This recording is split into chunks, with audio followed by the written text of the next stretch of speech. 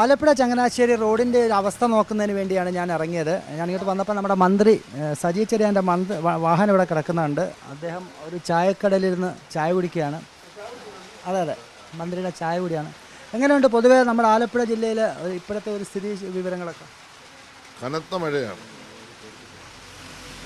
പാടങ്ങളിലൊക്കെ വെള്ളം കയറി തുടങ്ങി. കുട്ടനാടിൻ്റെ കുറേ പ്രദേശങ്ങളിൽ ഞാൻ പോയി. വിശ്വകർമ്മ മഹാസഭയുടെ സംസ്ഥാന പ്രസിഡന്റ് ബഹുമാനായ അഡ്വക്കേറ്റ് PR ദേവദാസ് അദ്ദേഹത്തിൻ്റെ ഭവനം സന്ദർശിച്ചു. ബഹുമാനപ്പെട്ട മുഖ്യമന്ത്രിക്ക് വേണ്ടി റീത്ത് സമർപ്പിച്ചു.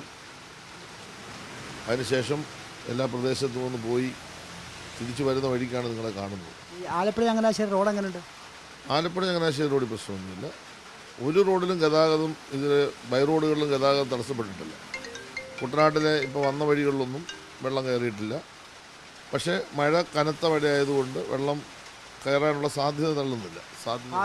വരുന്ന ദിവസങ്ങളിൽ മഴ ശക്തി ആകുകയാണെന്നുണ്ടെങ്കിൽ നമ്മൾ ക്യാമ്പുകൾ എന്തെങ്കിലും നിർദ്ദേശം നൽകിയിട്ടുണ്ട്? ക്യാമ്പുകൾ എല്ലായിടത്തും തുടങ്ങാൻ വേണ്ടി കളക്ടറുടെ സാന്നിധ്യത്തിൽ നേതൃത്വത്തിൽ യോഗം നടന്നു. RDOമാരുടെ നേതൃത്വത്തിൽ യോഗം നടന്നു. തഹസിൽദാർമാരുടെയും വില്ലേജ് ഓഫീസറുകളും യോഗം നടത്തി. മന്ത്രിമാർക്കും നമ്മുടെ ഇലക്ഷൻ്റെ കോഡ് ഓഫ് കോണ്ടാക്ട് ഉള്ളത് കൊണ്ട് ഇപ്പോൾ പങ്കെടുക്കാൻ കഴിയാതെ വന്നു. പക്ഷേ ഞങ്ങളുടെ നിർദ്ദേശപ്രകാരം തന്നെയാണ് അവരെല്ലാം കൂടി എല്ലാ കാര്യങ്ങളും വിലയിരുത്തിയിട്ടുണ്ട്. ചിലയിടത്ത് ഇപ്പോൾ ക്യാമ്പ് ആരംഭിച്ചിട്ടുണ്ട്. താഴ്ന്ന പ്രദേശങ്ങളിൽ വെള്ളം കയറി തുടങ്ങി. ആ താഴ്ന്ന പ്രദേശങ്ങളിലുള്ള അപൂർവമായ വീട്ടുകാരെ ഇപ്പോൾ മാറ്റി താമസിപ്പിക്കാനുള്ള നടപടിയായിട്ടുണ്ട്.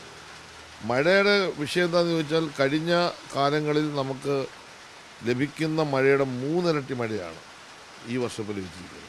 കഴിഞ്ഞ കാലങ്ങളിൽ ഇപ്പോൾ 2018 ശേഷം അതിന് മുമ്പ് ലഭിച്ചിരുന്ന അളവിൻ്റെ 3 ഇരട്ടിയാണ് ഇപ്പോൾ ലഭിക്കുന്നത്. അപ്പോൾ സ്വാഭാവികമായിട്ടും ഇത്രയും വെള്ളത്തെ ഉൾക്കൊള്ളാനുള്ള സംവിധാനം നമ്മുടെ നാട്ടിലില്ല. ഓടകളില്ല, അല്ലെങ്കിൽ മറ്റ് സംവിധാനങ്ങളില്ല. അപ്പോൾ അതുകൊണ്ട് തന്നെ സ്വാഭാവികമായിട്ടും മഴ തുടരുകയാണെങ്കിൽ നമുക്ക് പ്രയാസം ഉണ്ടാകും. വെള്ളപ്പൊക്കത്തിന് സാധ്യതയുണ്ട്. അത് കണ്ടുകൊണ്ട് തന്നെ ഗവൺമെൻറ് എല്ലാ സംവിധാനങ്ങളും ഒരുക്കിയിട്ടുണ്ട്. ആശങ്കപ്പെടേണ്ട കാര്യമൊന്നുമില്ല. കടലോര മേഖലയിൽ നല്ല കനത്ത മഴയാണ്. ചിലയിടത്ത് കടൽക്ഷോഭം നടക്കുന്നുണ്ട്. മത്സ്യത്തൊഴിലാളികളെ സഹായിക്കാനുള്ള ചില പദ്ധതികൾ ഗവൺമെൻറ് ഇപ്പോൾ അടിയന്തര സ്വഭാവത്തിൽ 2-3 ദിവസം കൊണ്ട് കുറച്ച് സാമ്പത്തിക സഹായം അടക്കം കൊടുക്കാനുള്ള കാര്യങ്ങൾ ഫിഷറീസ് വകുപ്പ് ആലോചിച്ചിട്ടുണ്ട്. അപ്പോൾ സ്വാഭാവികമായിട്ടും കടലിൽ ഇപ്പോൾ ഈ അപകടകരമായ അവസ്ഥയിൽ പോകരുത് എന്ന നിർദ്ദേശം, ജാഗ്രത പാലിക്കണമെന്നുള്ള നിർദ്ദേശം കൊടുത്തിട്ടുണ്ട്. ഇപ്പോൾ ബാൻ വരികയാണ്. 9 മുതൽ ട്രോൾ ബാനാണ്. അപ്പോൾ സ്വാഭാവികമായിട്ടും അതിൻ്റേതായ ചില കാര്യങ്ങളും ഇപ്പോൾ നടപ്പാക്കിക്കൊണ്ടിരിക്കുകയാണ്. എന്തായാലും എല്ലാ മേഖലയും നന്നായി ഇപ്പോൾ കവർ ചെയ്തിട്ടുണ്ട്. പിന്നെ തെരഞ്ഞെടുപ്പിൻ്റെ കോഡ് ഓഫ് കോണ്ടാക്ട് ഉള്ളതുകൊണ്ട് ജനപ്രതിനിധികൾക്ക് ഇടപെടുന്നതിന് ഇലക്ഷൻ കമ്മീഷൻ തടസ്സം പറഞ്ഞിട്ടുള്ളതുകൊണ്ട് പരിമിതികളുണ്ട്. എന്നാലും അതിനെ അതിജീവിച്ചുകൊണ്ടുള്ള കാര്യങ്ങൾ നീങ്ങുകയാണ്. ഈ മത്സ്യത്തൊഴിലാളികൾക്ക് ഇപ്പം കടലിൽ പോകാത്തൊരവസ്ഥയാകുമ്പം അവരുടെ കുടുംബങ്ങളിലൊക്കെ സ്വാഭാവികമായിട്ടും ഒരു ഭക്ഷണത്തിൻ്റെയൊക്കെ ഒരു പ്രശ്നങ്ങളുണ്ടാവും. സമ്പാദ്യ സമാശ്വാസ പദ്ധതി ഇന്നിപ്പോൾ റിലീസ് ചെയ്യാൻ ഉത്തരവ് കൊടുത്തിട്ടുണ്ട്. അതിൻ്റെ ഭാഗമായി എല്ലാ മത്സ്യത്തൊഴിലാളികളുടെയും അക്കൗണ്ടിലേക്ക് സമ്പാദ്യ സമാശ്വാസ പദ്ധതി വഴി കൊടുക്കേണ്ട പണം 2-3 ദിവസം റിലീസ് ചെയ്യാനാണ് ഗവൺമെൻറ് ഉദ്ദേശിക്കുന്നത്. സൗജന്യ റേഷൻ സംവിധാനം സാധാരണയുള്ള രൂപത്തിൽ തന്നെ ഇപ്പോൾ ചെയ്യുന്നുണ്ട്.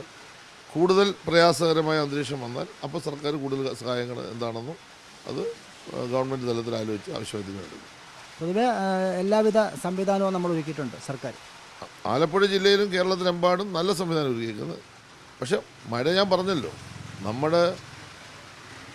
നമുക്ക് ലഭിക്കേണ്ട മഴയുടെ 3 ഇരട്ടി മഴ വന്നു കഴിഞ്ഞു. ഇനിയും കാലവർഷം തുടങ്ങുകയെന്ന് പറയുന്നു. അപ്പോൾ സ്വാഭാവികമായിട്ടും നമ്മൾ ഈ പ്രാവശ്യം വെള്ളപ്പൊക്കത്തിൻ്റെ ഒരു പ്രയാസം നമ്മളിപ്പോഴേ കാണണം, ഉണ്ടാകാൻ സാധ്യത ഉണ്ടെന്നുള്ളതാണ് തന്നെ ഞാൻ മനസ്സിലാക്കുന്നത്. മഴ തുടരുകയാണെങ്കിൽ അപ്പോൾ അതിനെ കൂടി ലക്ഷ്യം വെച്ചുകൊണ്ട് അതിനെ അതിജീവിക്കാൻ കഴിയുന്ന പ്രവർത്തനങ്ങൾക്കാണ് നമ്മളിപ്പോൾ രൂപം കൊടുത്തിരുന്നത്. ഒരു പ്രളയത്തിൻ്റെ ഭീതി ഇതുവരെ ഉള്ളിൽ നിന്ന് മാറിയിട്ടില്ല. എങ്കിലും ജനങ്ങളോട് എന്താ പറയാനുള്ളത്? അല്ല, ഭയപ്പെടേണ്ട അന്തരീക്ഷമൊന്നുമില്ല. ഇപ്പോഴത്തെ ഇതുവരെയുള്ള മഴ ലഭ്യത അനുസരിച്ച് നമുക്ക് യാതൊരു അപകടവുമില്ല, പ്രയാസപ്പെടേണ്ട കാര്യമില്ല. ഒരു റോഡിലും വെള്ളം കയറിയിട്ടില്ല അങ്ങനെ കാര്യമായിട്ടുള്ള. പിന്നെ ഈ ഓടകളെല്ലാം നിറഞ്ഞ് കവിയുന്ന ഒരു പ്രശ്നം വരുന്നുണ്ട്. അത് അമിതമായി വരുന്ന വെള്ളത്തിൻ്റെ വരവ്, അത് അത്ര ഒഴുകിപ്പോകാനുള്ള സംവിധാനം ഓടകൾക്കൊന്നുമില്ല. കാരണം നേരത്തെ ഉണ്ടായിരുന്ന തരത്തിൽ വരുന്ന വെള്ളത്തെ ഒഴുകിപ്പോകാനുള്ള ഓടകളാണ് നമ്മൾ നിർമ്മിച്ചിട്ടുള്ളത്. അപ്പോൾ ഇപ്പോൾ കൂടുതൽ മഴ പെയ്യുമ്പോൾ കൂടുതൽ വെള്ളം വരുമ്പോൾ അതിന് ഓടകൾ കവിഞ്ഞു പോകുന്ന പ്രയാസമുണ്ട്. എങ്കിലും ഇപ്പോഴത്തെ പൊസിഷനിൽ കുഴപ്പമില്ല. ഇതേ രൂപത്തിൽ മഴ തുടരുകയാണെങ്കിൽ നമ്മൾ മുൻകൂട്ടി കാര്യങ്ങൾ കണ്ടുള്ള തീരുമാനങ്ങൾ നീക്കങ്ങൾ നടത്തണം. അതിപ്പോൾ നീങ്ങുന്നുണ്ട്. എനിക്ക് തോന്നുന്നു 5-ാം തീയതിക്കുള്ളിൽ ചീഫ് സെക്രട്ടറി തന്നെ പങ്കെടുത്ത് വീണ്ടും ഉദ്യോഗസ്ഥ യോഗങ്ങളുണ്ട്. 6-ാം തീയതി കോഡ് ഓഫ് കോണ്ടക്ട് കഴിഞ്ഞാൽ ഞങ്ങളെല്ലാവരും ഇതിൻ്റെ പ്രവർത്തനങ്ങളിലേക്ക് സജീവമാകും. ഈ ചെങ്ങന്നൂർ മണ്ഡലം എങ്ങനെ ഇരിക്കുന്നു പൊതുവെ അപ്പർ കുട്ടനാട്? നല്ല മഴയാണ്. ഇപ്പോൾ തോട്ടപ്പള്ളി സ്പിൽവേയുടെ അവിടുത്തെ നീരൊഴുക്ക് ശക്തിപ്പെടുന്നതിന് വേണ്ടി ഇപ്പോൾ പൊഴി മുറിച്ചതിൻ്റെ ഭാഗമായിട്ട് വെള്ളം ഒഴുകി തുടങ്ങി. പിന്നെ കായംകുളം കായലിലേക്ക് പോകുന്നതിന് വേണ്ടിയുള്ള ചില തോടുകൾ നവീകരണം നമ്മളിപ്പോൾ നിർദ്ദേശം കൊടുത്തിട്ടുണ്ട്. അപ്പർ കുട്ടനാട് മേഖലകളിലേക്ക് പത്തനംതിട്ട മലയോര മേഖലയിൽ നിന്ന് വരുന്ന വെള്ളമാണല്ലോ എത്തപ്പെടുന്നത്. ആ വെള്ളം സുഗമമായി ഒഴുകിപ്പോകാനുള്ള സംവിധാനം ഇപ്പോൾ ചെയ്തിട്ടുണ്ട് കടലിലോട്ട്. പക്ഷെ കടൽ വേലിയേറ്റ ഈ ഘട്ടത്തിൽ വന്നാൽ നമുക്ക് കുറച്ചുകൂടി പ്രയാസമുണ്ട്. ഇപ്പോൾ വേലിയേറ്റമില്ല, വേലിയിറക്കമാണ്. ഞാൻ മനസ്സിലാക്കുന്നത് നല്ലതുപോലെ വെള്ളം കടലിലേക്ക് പോകുന്നുണ്ട്. അപ്പോൾ ഇപ്പോൾ ഭയപ്പെടേണ്ട കാര്യമൊന്നുമില്ല.